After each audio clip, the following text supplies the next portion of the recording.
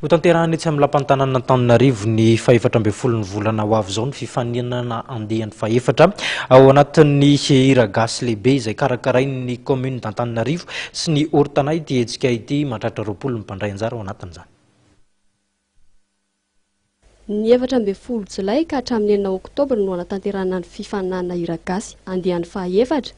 Ny fanombohana sy ny famaranana moa dia ho tanterahana etsy amin'ny lapantanana Antananarivo. Ary ny amin'ny kianjana Andohalo kosa nanaovana fifaninana rehetra isaky ny Alahady. Mandritra ny fifaninana hira gasy rehetra izay ho atao dia tsy misy ny vidim-pidirana. Tanjon'ny mpikarakara ny ampiroborobo ny fizahantany eto an-toerana sy eto amin'ny faritra Analamanga. Ny lohahevitra izay ho banjina mandritra ny fifaninana dia ny tanana ny olona amin'ny lafiny fahadiovana sy ny amerenan'ny asan'ny tanàna amin'ny fananana kolontsaina.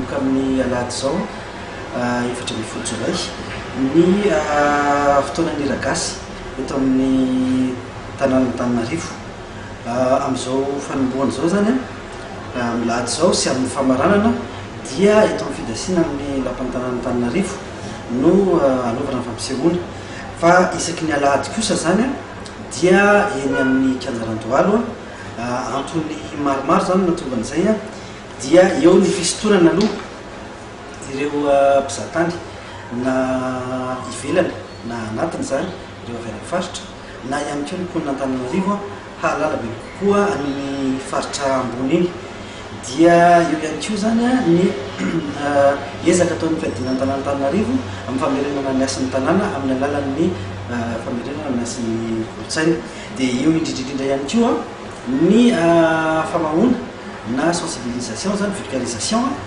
ho an'ny mponina na ho an'izay mandalo eto amin'ny tanàna Antananarivo ireo famahoana ny fepetra sy lalàna fehizan'ny tanàna Antananarivo zany isan'ny resahana betsaka amin'ity fotoanan'ny hira gasy mandritra ny volana mahery ity ny resaka fahadiovana.